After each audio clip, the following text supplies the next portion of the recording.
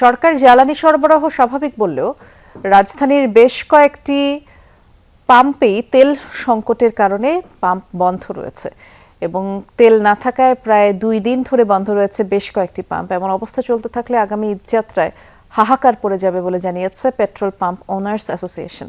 পাম্পগুলোতে ব্যাপক নিরাপত্তার সংকট তৈরি হয়েছে বলেও তাদের দাবি। এদিকে চট্টগ্রাম বন্দর সীমানায় 6টি জাহাজ থেকে আজ জ্বালানি খালাস হয়েছে। সিলন টি রপ্তানিতে শীর্ষে। যাবো কোথায়? আজিজুল ইসলাম দীপু মোটরসাইকেলের জ্বালানি নিতে সকাল 11:30 পর্যন্ত পাম্পে পাম্পে ঘুরলেও তেল পাননি কোথাও। বাসা তো উত্তরখান তো ওখান থেকে আমি এখানে আসলাম সরাসরি। খিলকে তো পাই নাই, তো আমরা এখানেও পাচ্ছি না। উত্তরাও দেখছি, ওখানেও নাই। সরকার তেল সরবরাহ স্বাভাবিক বললেও অনেক পাম্পেই নেই তেল। যেমন কুড়িলের এই পাম্পটিতে মঙ্গলবার থেকেই জ্বালানি তেল শেষ, শুধু গ্যাস সরবরাহ চলছে। বিকাল 3টা থেকে 4টার ভিতরে এক গাড়ি ফুয়েল আমাদেরকে দেয়। রাতে হায়েস্ট হলে 12টা থেকে 12:30 ভিতরে ফুয়েল শেষ হয়ে যায়। আর পর্যাপ্ত পরিমাণে চাপের কারণে আমরা ফুয়েলটা ঠিকমতো পাচ্ছি না, কিন্তু আমাদের চাহিদা ছিল প্রতিদিন 2 গাড়ি। 1 লিটার 150 টাকা, এর বেশি কোনো পাম্পে তেল দেয় না। তেল দিলেও 300 টাকার উপরে তেল দেয় না। আমরা সাধারণ যাদের বাইকার রাইড শেয়ার করে চলি, তারা তো খুব ক্রাইসিস অবস্থায় পড়ে গেছে। বর্তমানে আমাদের তেলের মজুদ শেষ হয়ে যাওয়ার কারণে ডিজেল ও অকটেন সরবরাহ বন্ধ রয়েছে।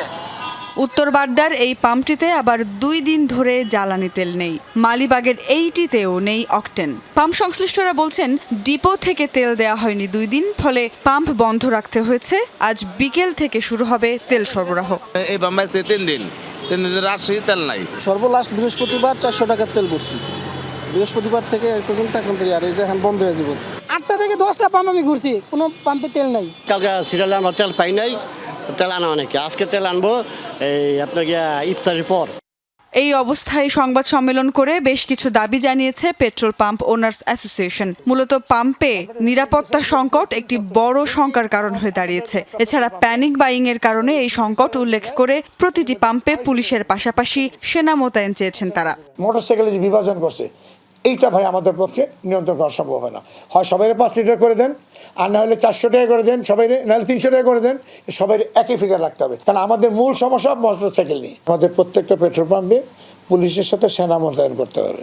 এদিকে বুধবার চট্টগ্রাম বন্দর সীমানায় 6টি জাহাজ থেকে জ্বালানি খালাস হয়েছে। জ্বালানিবাহী আরও 4টি জাহাজ বাংলাদেশের জলসীমানায় রয়েছে বলে জানিয়েছেন চট্টগ্রাম বন্দর কর্তৃপক্ষ। 6টি জাহাজ এই মুহূর্তে বন্দরে এবং বন্দর সীমার ভিতরে পণ্য খালাসের সাথে জড়িত রয়েছে। বাকি 4টি জাহাজ আগামী 2 দিনের ভিতরে, আজকে আসবে 2টো, 12 তারিখে একটি এবং আগামী 14 তারিখে একটি জাহাজ বাংলাদেশ জলসীমায় এবং বন্দরের সীমায় জ্বালানিবাহী হিসেবে এখানে আসছে এবং বন্দরে যখনই তারা শিডিউল চাইবে আমরা প্রাধিকারের ভিত্তিতে খালাস দিব। এদিকে রেশনিং পদ্ধতির আওতায় ডিপো থেকে পেট্রোল পাম্পগুলোতে জ্বালানি সরবরাহ বাড়িয়েছে Bangladesh petrol pump corporation BPC। Sumaiya Oishi, Jamuna news, Dhaka.